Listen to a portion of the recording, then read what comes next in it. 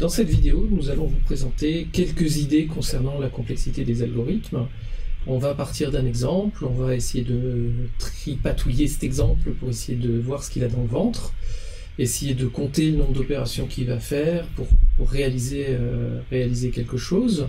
À partir de là, on va donner les premières définitions de complexité, voir quels sont les différents liens, les ordres de grandeur, on va parler du grand O, on va parler des choses comme ça. Et on va se poser une question importante en informatique qui est qu'est-ce que c'est que la complexité d'un problème et pas d'un algorithme, et de voir que sur l'exemple classique que l'on va prendre, on va avoir le calcul de la complexité du problème et donc savoir que finalement on n'est pas si mauvais que ça. Donc ça c'est l'idée de toute cette séquence, de cette partie de séquence, et on orientera par la suite de la séquence vers la preuve, mais ça sera une autre histoire sur d'autres algorithmes.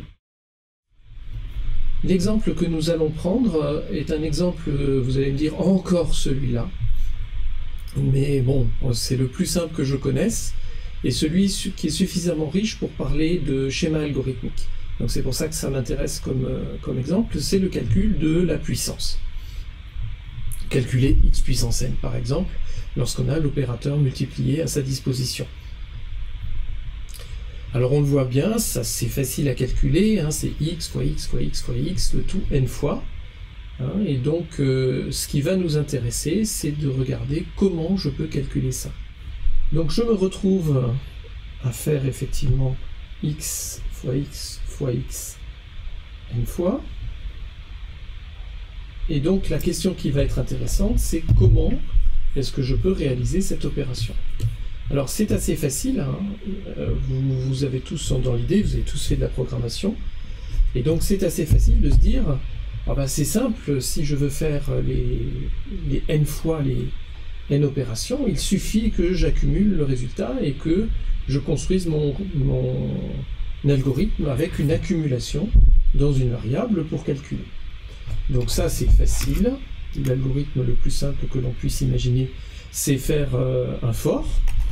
Donc pour i égale 1 à n, je vais avoir une variable p dans laquelle, alors je vais prendre une petite couleur bleue, la variable p qui est ici, dans lequel je vais mettre l'accumulation du résultat, et puis je vais avoir mon itération qui se retrouve ici, qui va me permettre de dire pour i égale 1 à n, je fais p égale p fois x.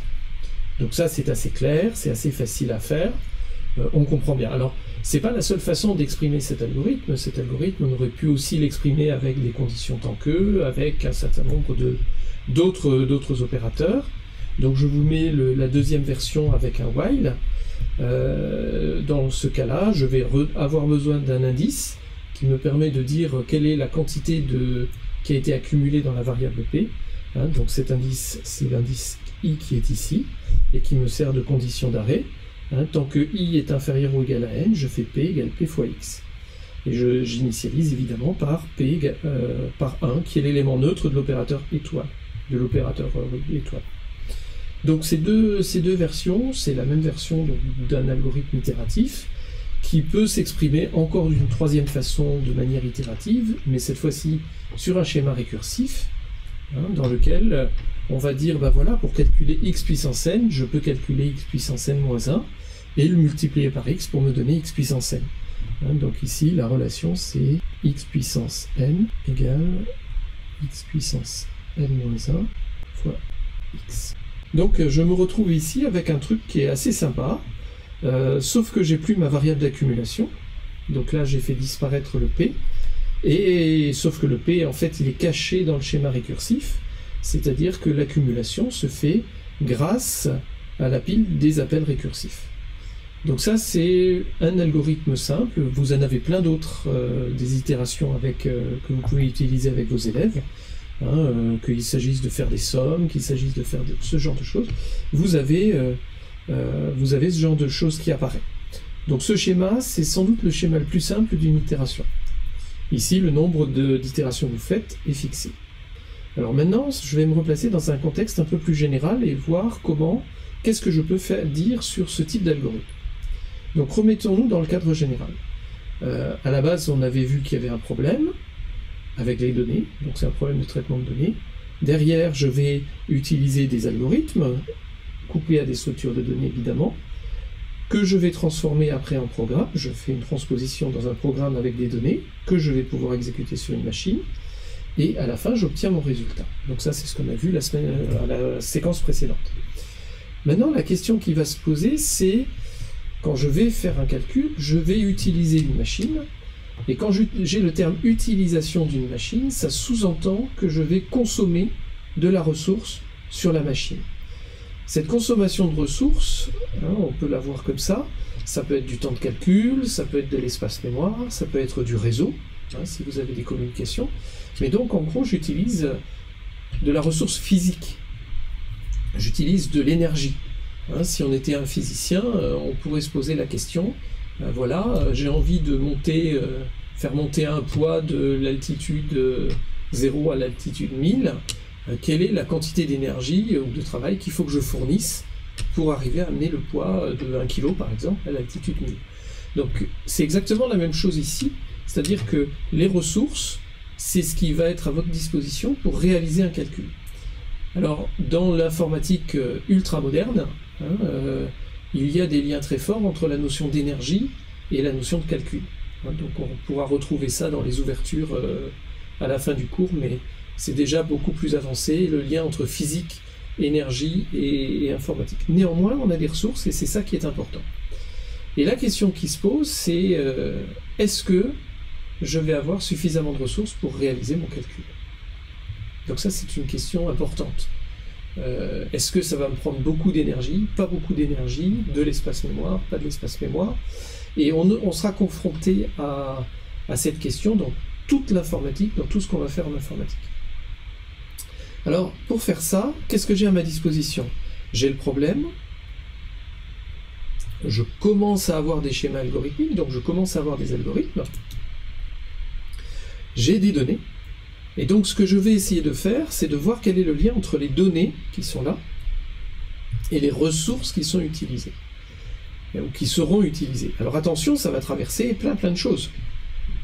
Ça va traverser le programme, les données, etc. Ça va traverser plein de choses. Donc ici, en fait, il y a plein d'étapes, ici, puisque vous allez avoir à regarder la façon dont vous écrivez le programme, les langages de programmation, etc. Donc il y a plein de paramètres qui vont jouer pour faire le lien entre une donnée et le temps d'exécution, le temps de traitement de cette donnée. Alors, pour faire simple, en fait, on va essayer de regarder les choses, je dirais, voilà, ici, par exemple, pour le calcul puissance, on va se dire, je vais juste regarder n. C'est pas la peine de connaître vraiment x, je vais juste regarder n. Mais si vous travaillez avec des grands entiers, il est évident que ça risque de vous poser des problèmes.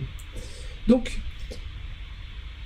on va essayer d'intuiter et de prédire d'une certaine manière comment l'algorithme va utiliser les ressources après sa transposition, son écriture, etc. Et donc ça, c'est l'étape importante.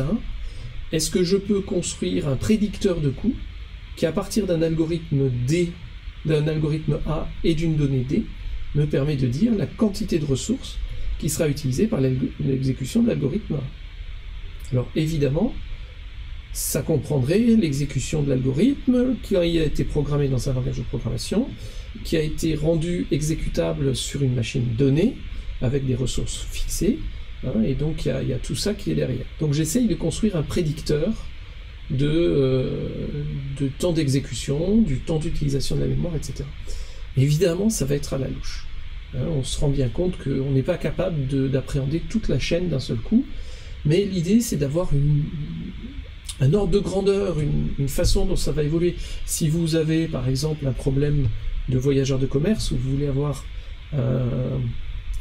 un chemin qui passe par toutes les villes une et une seule fois, qui soit le plus court possible, vous voyez bien que si vous avez un problème avec 10 villes, si je passe à 15 villes, est-ce que je vais pouvoir y arriver? Donc c'est plus les idées, comment ça va varier en fonction de la taille des données.